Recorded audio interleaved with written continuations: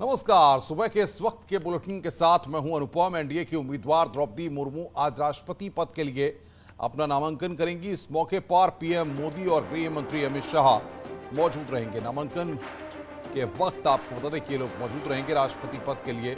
29 जून तक नामांकन की आखिरी तारीख है। 18 जुलाई को मतदान होना है और 21 जुलाई को चुनाव परिणाम सामने आएंगे। वहीं राष्ट्रपति रामनाथ कोविंद का कार्यकाल 24 जुलाई को समाप्त हो रहा। राष्ट्रपति पद के उम्मीदवार के नामांकन के लिए 50 प्रस्तावक और 50 अनुमोदक की जरूरत होती है।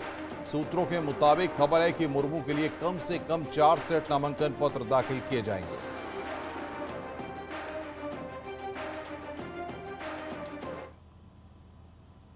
इससे पहले गुरुवार को एनडीए की राष्ट्रपति पद की उम्मीदवार द्रौपदी मुर्मू ने दिल्ली में पीएम मोदी, गृह मंत्री अमित शाह और रक्षा मंत्री राजनाथ सिंह से मुलाकात की। वो आज नामांकन करेंगी। इस मौके पर पीएम मोदी समेत बीजेपी के तमाम बड़े नेता मौजूद रहेंगे। इस बीच उत्तर प्रदेश और उत्तराखंड के प्रस्तावक सांसदों ने उनके नामांकन प्रस्ताव पर दस्तखत भी कर दिए हैं।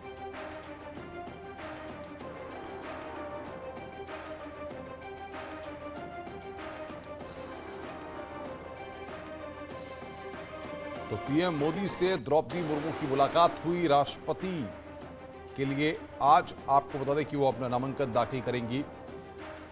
बीजेपी के तमाम बड़े नेता इस दौरान वहां पर मौजूद रहेंगे। कल उन्होंने रक्षा मंत्री, गृह मंत्री से भी मुलाकात की थी।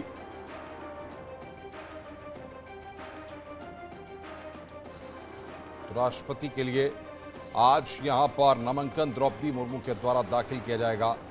कल उन्होंने प्रधानमंत्री से मुलाकात की थी और सबसे महत्वपूर्ण बात यह है कि जिस तरीके से द्रौपदी मुर्मू और यशवंत सिन्हा के बीच में यहां पर यह मुकाबला है, विपक्ष ने यशवंत सिन्हा को चुनावी दंगल में उतारा है, वहीं द्रौपदी मुर्मू को एनडीए ने अपना उम्मीदवार बनाया है। अब राष्ट्रपति पद के लिए एनडीए की तरफ से द्रौपदी मुर्मू अपना नामांकन आज दाखिल करेंगी।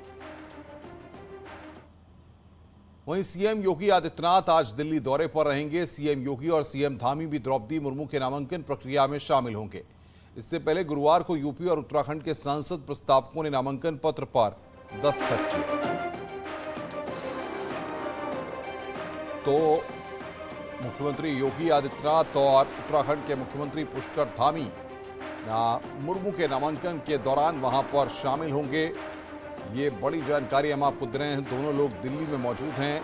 सीएम योगी भी दिल्ली में मौजूद हैं और पुष्कर धामी भी दिल्ली में मौजूद हैं और वो आज एनडीए की उम्मीदवार राष्ट्रपति पद के लिए द्रौपदी मुर्मू के नामांकन में शामिल होंगे।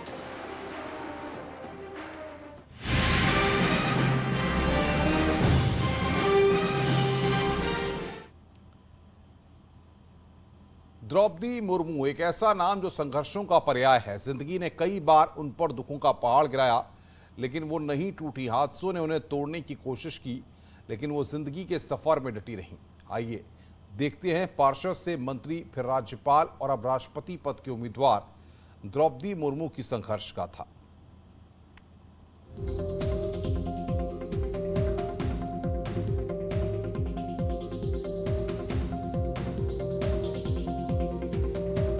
जिंदगी में संघर्ष, वो घबराई नहीं।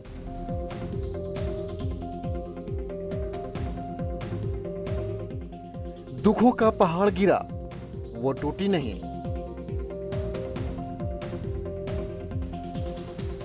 पार्षद से भावी राष्ट्रपति तक सफर।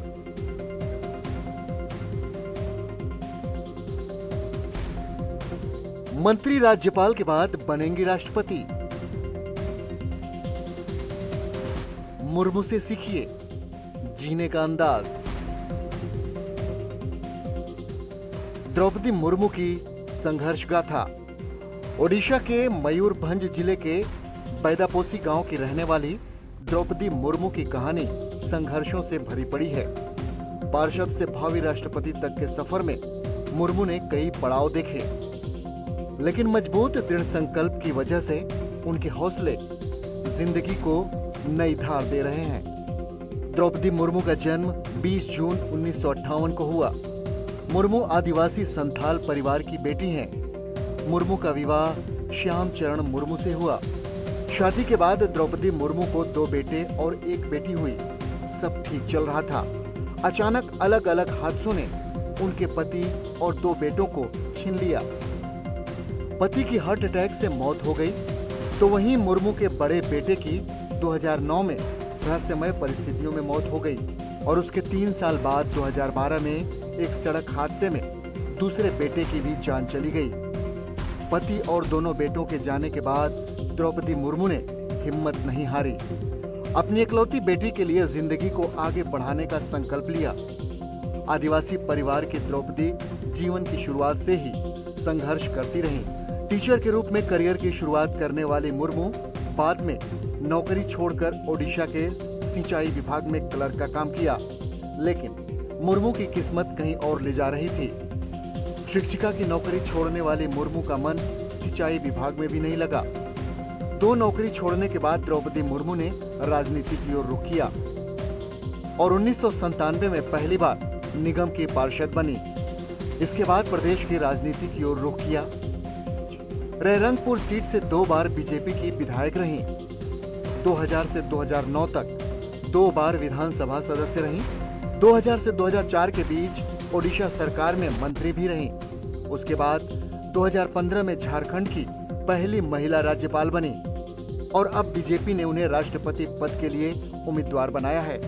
जाहिर है, मुर्मू की जिंदगी हम सभी के लिए प्रेरणादायक है, इसलिए हम कहते हैं, मुर्मू से सीखिए जीने का अंदाज। Bureau report, news 18। आज जुम्मा है, लिहाजा उत्तर प्रदेश में पुलिस प्रशासन एक बार फिर अलर्ट मोड पे है। जुम्मे के रोज माहौल न बिगड़े, इसे लेकर नोएडा पुलिस ने गुरुवार को शहर में फ्लैग मार्च निकाला और सुरक्षा इंतजामों को परखा। पुलिस कमिश्नर आलोक सिंह खुद जवानों के साथ सड़कों पर उतरे। पुलिस ने सेक्टर 8 में जामा मस्जिद के आसपास फ्लैग मार्च किया। इसके अलावा शहर में संदिग्ध जगहों पर ड्रोन से भी निगरानी रखी जा रही है। साथ ही सोशल मीडिया पर भी पुलिस की पैनी नजर है। पुलिस ने साफ किया है कि किसी भी तरह की अफवाह फैलाने वालों पर कड़ी कार्रवाई की जाएगी। फुट पेट्रोलिंग ये एक पुलिसिंग का अभिन्न अंग है जो प्रतिदिन अलग अलग क्षेत्रों में की जाती है। इससे लोगों के साथ संवाद बनाया जाता है, वहाँ की जो ग्राउंड रियलिटी है, वस्तुस्थिति है, उसको समझा जाता है और साथ ही साथ जो एरिया डोमिनेशन है वो किया जाता है। अभी एक बहुत लंबी फुट पेट्रोलिंग ऑर्गेनाइज की गई सेक्टर 8, सेक्टर 9 और जो हमारे सेंसिटिव एरियाज हैं स्टेट के उन क्षेत्रों में। इसमें यहाँ का सभी क्षेत्रों का भ्रमण किया गया और जो कल की कुछ महत्वपूर्ण अवसर भी हैं, कुछ लॉ एंड ऑर्डर के चैलेंजेस भी हैं, उनके दृष्टिगत ये सभी जगहों को देखा गया है। सर, जुमे की नमाज से पहले उन्नाव में भी पुलिस अफसरों ने फ्लैग मार्च किया। लखनऊ रेंज की आईजी की मौजूदगी में जिले के बड़े अफसर और जवानों ने शहर में कई इलाकों में पैदल मार्च के जरिए लोगों को पुख्ता सुरक्षा का संदेश देने की कोशिश की। पुलिस ने माहौल बिगाड़ने की कोशिश करने वालों के खिलाफ कड़ी कार्रवाई करने की चेतावनी दी है। फ्लैग मार्च से पहले अधिकारियों ने कानून व्यवस्था की समीक्षा बैठक भी की।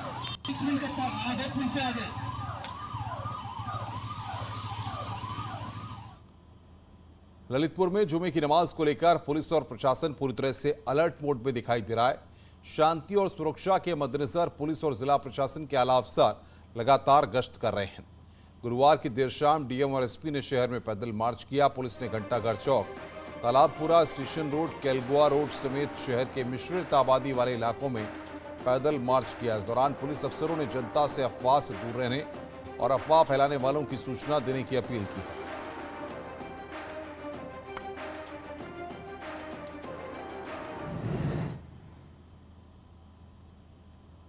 उत्तर प्रदेश में जुमे की नमाज से पहले शहर सुरक्षा के पुख्ता इंतजाम किए गए हैं। 3 अलग अलग जगह की तस्वीरें टीवी स्क्रीन पर हम आपको दिखा रहे हैं। पहली तस्वीर अभी आप कानपुर की देखेंगे, जहां पर 3 जून को हिंसा हुई थी, लिहाजा पुलिस अब पूरी मुस्तैदी के साथ काम कर रही है। दूसरी तस्वीर वाराणसी की है, जहां पर 10 जून को पत्थरबाजी और बवाल हुआ था। दोनों बड़े शहरों में पुलिस पूरी मुस्तैदी के साथ डटी हुई है और इस बार जुमे के दिन किसी तरह की कोई दिक्कत न हो, इसके लिए पुख्ता इंतजाम किए गए हैं। कानपुर में पुलिस ने फ्लैग मार्च किया तो वाराणसी में अधिकारियों ने धर्मगुरुओं के साथ बैठक कर अमन चैन बनाए रखने की अपील की है। तीसरी तस्वीर गाजीपुर की है, यहां भी पुलिस ने फ्लैग मार्च के जरिए पुख्ता सुरक्षा का संदेश दिया।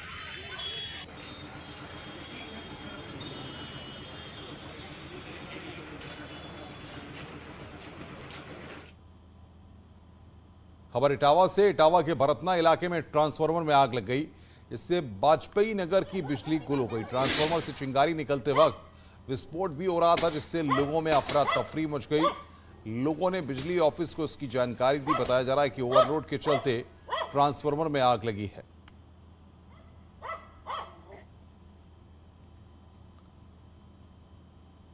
बाराबंकी में एक चलते ट्रक में आग लग गई, जिसके बाद ड्राइवर और खलासी ने कूदकर जान बचाई है। बताया जा रहा है कि इंजन गर्म हो जाने के बाद ट्रक में आग लगी। घटना सफेदाबाद फ्लाईओवर की है। ट्रक बाराबंकी से लखनऊ की तरफ जा रहा था। वहीं सूचना मिलने पर फायर ब्रिगेड की टीम मौके पर पहुंची और कड़ी मशक्कत के बाद आग पर काबू पाया गया।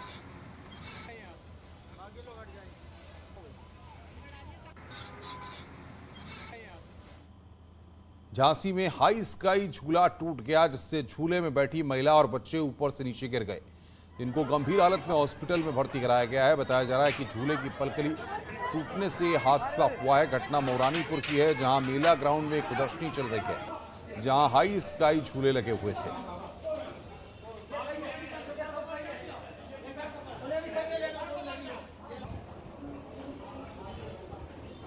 तो झांसी से खबर, जहां पर हाई स्काई झूला टूटने से हादसा हुआ है। बड़ी खबर, मौरानीपुर मेले के दौरान ये हादसा हुआ है। झूले में गिरने पर महिला और बच्चे घायल हो गए। सवाल यहां पर यह है, इस तरह के मेलों में व्यवस्थाओं के नाम पर सिर्फ खाना पूर्ति करने की कोशिश होती है। अधिकारी तस्वीरें खिंचवाने के लिए जाते हैं और बड़ी बड़ी तस्वीरें खिंचवा करके अपनी जिम्मेदारी को दिखाने की कोशिश करते हैं। अश्वनी मिश्रा बातचीत करने के लिए झांसी से हमारे साथ फोन लाइन पर जुड़ गए हैं। अश्वनी, हादसा हुआ है, लापरवाही किसकी है और जिम्मेदारी किसकी तय हुई है? ये प्रदर्शनी का उद्घाटन हुआ था, उसमें वहाँ पे तमाम प्रशासनिक अधिकारी भी मौजूद होंगे। इसके अलावा पुलिस भी वहाँ मौजूद होगी। कहीं न कहीं जिम्मेदारी जिन्होंने इस प्रदर्शनी का उद्घाटन किया है और जिन्होंने परमिशन दी है प्रदर्शनी की, उनकी खास तौर जिम्मेदारी बनती है कि आखिर मानकों के पूरा बिना किए ये प्रदर्शनी कैसे लगने दी गई। अगर झूले वहाँ लगाए जा रहे थे तो उसकी व्यवस्था क्यों नहीं गई, उन झूलों को देखा क्यों नहीं गया कि वो सही है या नहीं सही से काम कर रहे हैं। तो कहीं ना कहीं जिस तरीके से बड़ा हादसा हुआ है, काफी ऊपर से महिला और एक बच्चा झूले के नीचे गिरे हैं, झूले की जो कपड़ी होती है वो टूट गई है। तो बेहद गंभीर विषय है कि आखिर ऐसे झूलों को लगने की परमिशन दी क्यों गई जो झूले सही नहीं है। बिल्कुल अश्विनी, एक महिला और बच्चे घायल है, उनकी हालत फिलहाल कैसी है और क्या प्रशासनिक अमले ने उनकी कोई मदद की है? देखिए, काफी ऊंचाई से दोनों महिला बच्चे गिरे हैं, तो उनकी हालत गंभीर बनी हुई है। मेडिकल कॉलेज उनका इलाज चल रहा है। प्रशासनिक अफसरों ने खाली खाना पूर्ति करते हुए उनको फिलहाल मेडिकल कॉलेज में भर्ती करा दिया है, इलाज उनका हो रहा है। क्या मदद की है, क्या उनको आश्वासन दिया है, अभी इसकी फिलहाल प्रशासनिक अफसर कुछ जानकारी नहीं दे रहे हैं। लेकिन विषय इसलिए बड़ा गंभीर है क्योंकि जिस तरीके से प्रदर्शनी में खासतौर से बच्चे झूला झूलने आते हैं और वो झूले अनफिट होते हैं, इसके चलते बड़ा हादसा हुआ है। तो कहीं ना कहीं प्रशासनिक अफसरों में सवाल बड़ा उठ रहा है कि आखिर ऐसे झूलों को प्रदर्शनी लगने की इजाजत दी क्यों गई। हालांकि एक दूसरे के ऊपर जिम्मेदारी डालने की कोशिश की जा रही है, कोई भी अधिकारी कुछ बोलने को तैयार नहीं हो रहा है। फिलहाल बच्चा और जो महिला है वो दोनों बेहद गंभीर हालत में मेडिकल कॉलेज में भर्ती है। बहुत बहुत शुक्रिया अश्विनी आपका हमारे साथ जुड़ने के लिए और इस बड़ी खबर पर अपडेट देने के लिए। पीलीभीत में आवारा कुत्तों का आतंक देखने को मिल रहा है, जहां आवारा कुत्तों ने एक 9 साल के मासूम पर हमला बोल दिया, जिसे गंभीर हालत में जिला अस्पताल में भर्ती कराया गया है। घटना अमरिया इलाके के भवानी गांव की है। बताया जा रहा है कि बच्चा घर से गौवंश चराने के लिए निकला था, तभी कुत्तों के झुंड ने उस पर हमला बोल दिया और बच्चे को नोच डाला। बच्चे की चीख सुनकर स्थानीय लोगों ने कुत्तों को भगाया। लोगों का कहना है कि पहले भी कुत्तों के हमले में कई लोग घायल हो चुके हैं। तो पीलीभीत में कुत्तों का आतंक है। डॉग अटैक में यहां पर बच्चा जख्मी हुआ है। अमरिया के भवानी गांव की यहां पर घटना है। कुत्तों के झुंड ने बच्चे पर हमला किया। बच्चे की हालत गंभीर है, हॉस्पिटल में उसको भर्ती कराया गया है। तो पीलीभीत से इस वक्त की बड़ी खबर, 9 साल के मासूम पर डॉग का अटैक हुआ।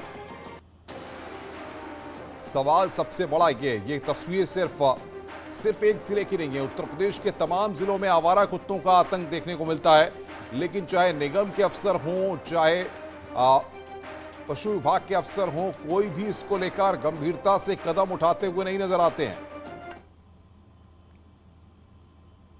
गाजियाबाद से खबर है, पुलिस और बदमाशों के बीच मुठभेड़ हुई है, जिसके बाद पुलिस ने 25,000 के इनामी बदमाश रवि कुमार को गिरफ्तार किया है। मुठभेड़ के दौरान बदमाश के पैर में भी गोली लगी है, जिसे इलाज के लिए हॉस्पिटल भर्ती कराया गया। लोनी इलाके के निठौरा रोड पर यह मुठभेड़ हुई है। पकड़ा गया बदमाश दिल्ली का रहने वाला है, जो टोनिका सिटी इलाके में लूट के मामले में फरार चल रहा था। बदमाश के खिलाफ कई थानों में मुकदमे दर्ज हैं।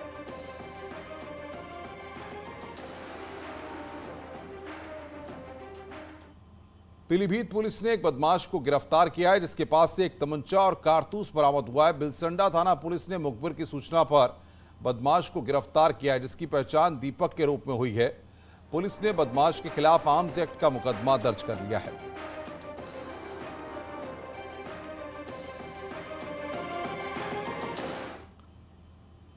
प्रदेश में 1 जुलाई से संचारी रोग अभियान की शुरुआत की जाएगी, जिसको लेकर मुख्यमंत्री योगी आदित्यनाथ ने गुरुवार को एक उच्च स्तरीय बैठक की। सीएम ने अधिकारियों को डेंगू, मलेरिया, चिकनगुनिया जैसी बीमारियों की रोकथाम के लिए निर्देश दिए हैं। सीएम ने कहा कि यह सुनिश्चित किया जाना चाहिए कि सभी बस्तियों में साफ सफाई रहे और फॉगिंग की जाए। इसके अलावा हाई रिस्क क्षेत्रों को चिन्हित किया जाए। मुख्यमंत्री ने आशा वर्कर्स, आंगनबाड़ी वर्कर्स और ग्राम प्रधानों को भी प्रशिक्षण देने के निर्देश दिए हैं। से संवेदनशील जो जनपद हैं वहां पे बच्चों को केवल ये बताया जा सके कि शाम के समय घर के बाहर खेलते हुए फुल बाह की शर्ट पहन करके बच्चे खेले, बच्चों और अभिभावकों के साथ विद्यालय संवाद बना लें, स्वच्छता के लिए प्रभात फेरी निकालने की कार्रवाई हो जाए। रुक रहे हैं यहां पर एक ब्रेक के लिए, लेकिन ब्रेक में जाने से पहले आपको बता दें कि हम सभी चाहते हैं कि हमारा सपनों का घर हो, लेकिन योजना बनाने से पहले कुछ जरूरी बातें हैं जो आपको याद रखने की जरूरत है। आइए जानें वे क्या हैं। घर में रोशनी या लाइटिंग का अपना अलग ही महत्व होता है। आप एक दिन में अधिकतर समय घर के अंदर बिताते हैं और इसी कारण एक घर में लाइटिंग कैसी होनी चाहिए और कौन सी तरह की लाइट्स का इस्तेमाल कहां होना चाहिए, ये जानना बेहद जरूरी है।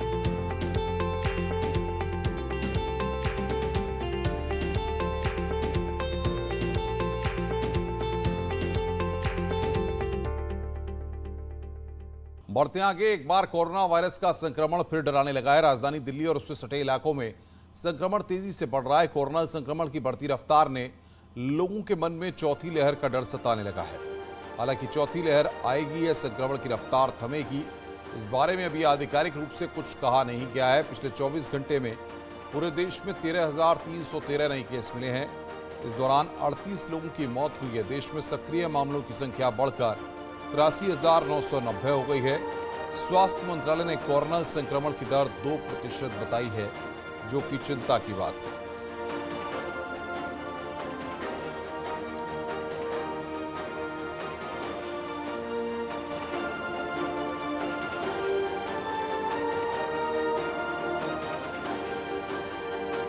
लेकिन जो तरह से 20 पर डे जो है पॉजिटिव आ रहे हैं, लेकिन जो भी केस आ रहे हैं वो सभी होम आइसोलेशन में हैं। बहुत कम सिम्टम आ रहे हैं उन लोगों को, और वो घर पे ही उनको दवा दी जा रही है, घर पे दवा खा के ठीक हो जा रहे हैं। देखिए, कोरोना को लेकर जो अस्पताल की और कानपुर शहर के चिकित्सीय स्थिति है, वो लगभग तैयारी जैसे पहले के राउंड में थी वैसी तैयारियां पूरी अभी भी हैं।